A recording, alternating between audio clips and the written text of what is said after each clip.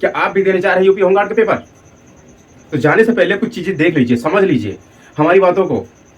Admit card कब आएगा, exam city कब शो होगी, और कितने दिन बचे हैं, कितने क्वेश्चन आएंगे, टाइम कितना मिलेगा, और यही नहीं कितने टॉपिक से कितने कितने क्वेश्चन आएंगे, सब कुछ मैं आपको बताऊंगा।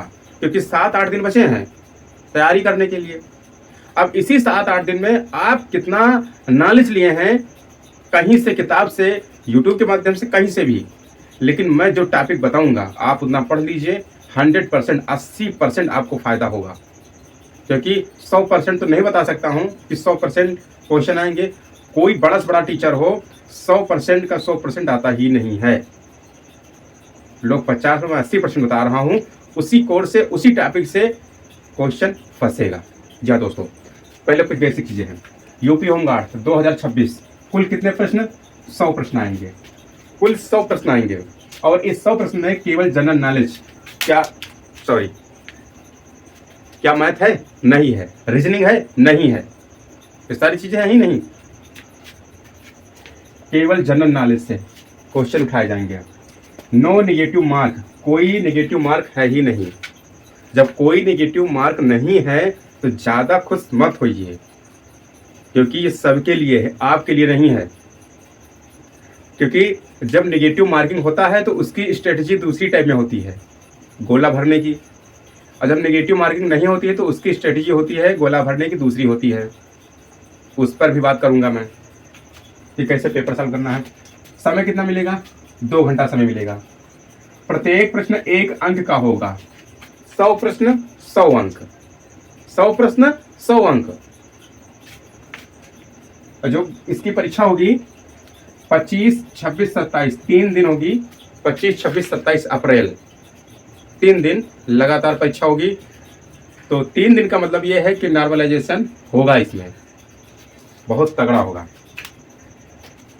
और इसकी एग्जाम सिटी कल शुरू होगी। 17 से 18 के बीच में एग्जाम सिटी आ जाएगी सबकी। एडमिट कार्ड कब तक आएगा? 17 से 18 के बीच में एग्जाम सिटी आएगी। 19 और 21 के बीच में एडमिट कार्ड सबका शो हो जाएगा। तो आप पहले समझ लीजिए इसके बाद कि किस टॉपिक से कितने कितने क्वेश्चन आएंगे। आप कितने संभावित क्वेश्चन आ सकते हैं इसमें से। बहुत ही डीप नॉलेज मैं आपको देने जा रहा हूँ, और क्वेश्चन जो मैं बताने जा रहा हूँ यहीं से क्वेश्चन बनेंगे। देखिए, इधर टॉपिक है, विवरण है, कितने क्वेश्चन आएंगे, और संभावित प्रश्नों की संख्या। अब देखिए, पहला नंबर उत्तर प्रदेश। उत्तर प्रदेश से कितने क्वेश्चन बन सकते हैं? यूपी के मेले तैयार कर लीजिए। यूपी के मेले में कम से कम 1 क्वेश्चन आएगा, 2 नहीं 1 क्वेश्चन। त्योहार, संस्कृति में पहनावा है, डांस है, राजस्व है, प्रशासन है, उत्तर प्रदेश का योजना है, प्राकृतिक संसाधन। और उत्तर प्रदेश के कितने डिस्ट्रिक्ट जो है, कितने राज्यों से सटे हुए हैं, कौन सा डिस्ट्रिक्ट बड़ा है, कौन सा डिस्ट्रिक्ट छोटा है, और स्पेशल उत्तर प्रदेश के सारी चीज़ें कंप्लीट कर लीजिए। कितने क्वेश्चन आ सकते हैं? 15 से 20 क्वेश्चन आएंगे, 100%। सामान्य विज्ञान में भौतिकी में गति ऊर्जा, रसायन में अम्ल क्षार, जीव विज्ञान में, और हाँ, थोड़ा बहुत तत्व भी याद कर लेना, उनके प्रतीक भी थोड़ा देख लेना। जीव विज्ञान, मानव शरीर रोग और विटामिन्स में ये चीज़ें देख लेना। 15 से 20 क्वेश्चन देखने को मिल जाएंगे। मतलब 15 से न कम होंगे और 20 से ज़्यादा नहीं होंगे। तो इतना तो है ही। अगर एक देखिए, हर एक साइंस से पार्ट से भौतिकी का 5 क्वेश्चन, रसायन का 5, जीव विज्ञान के 7 से 8 क्वेश्चन देखने को मिल सकते हैं जीव विज्ञान के। नंबर 3 है समसामयिकी मामले। इसमें भारत और विश्व के वर्तमान मामले आ जाएंगे। पुरस्कार, खेल, नियुक्ति।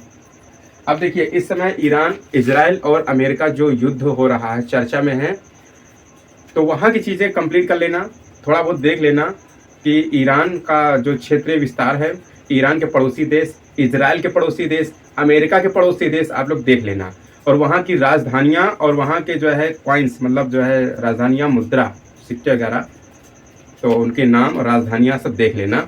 आएगा, एक क्वेश्चन 100% आएगा वहाँ से, चाहे जो बाउंड्री लाइन जो देश है, पड़ोसी देश है, चाहे वो क्वेश्चन, और चाहे मुद्रा का क्वेश्चन, और चाहे वहाँ की राजधानी, एक क्वेश्चन 100% आएगा, ईरान, इजराइल और अमेरिका का।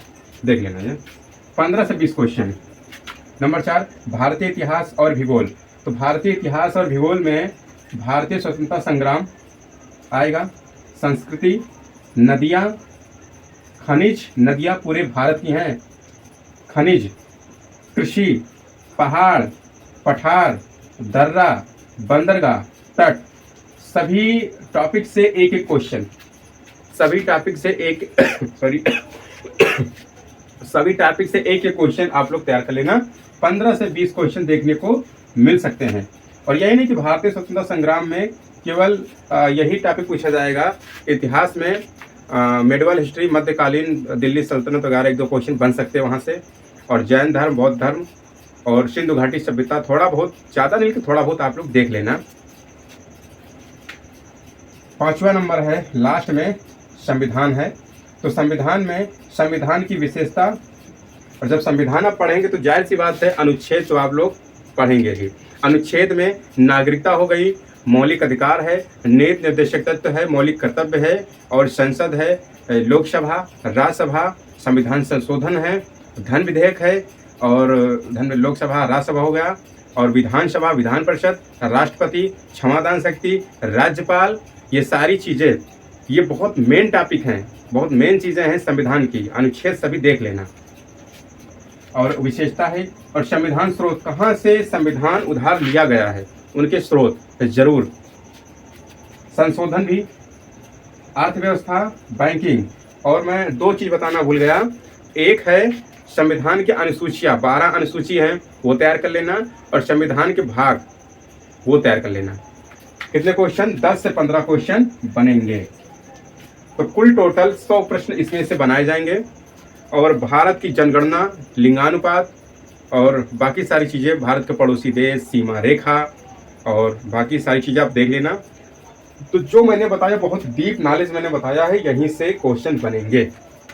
निगेटिव मार्किंग है नहीं, और अगर निगेटिव मार्किंग नहीं है तो पहली बात तो आप एलिमिनेट करना सीखिए। मान कर चलिए 4 ऑप्शन हैं, ये मैं यहाँ बता रहा हूँ एलिमिनेट कैसे करना है, क्योंकि माइनस मार्किंग है नहीं। मान कर चलिए कोई भी क्वेश्चन है, एक क्वेश्चन है जैसे भारत की राजधानी, भारत की एग्जाम्पल बता रहा हूँ, भारत की राजधानी क्या है, A, B, C, D। मैंने यहाँ पर लिख दिया भारत की राजधानी लखनऊ, यहाँ पर मैंने लिख दिया सिंगापुर, यहाँ मैंने लिख दिया अमेरिका, यहाँ मैंने लिख दिया दिल्ली, मतलब न्यू दिल्ली, नई दिल्ली।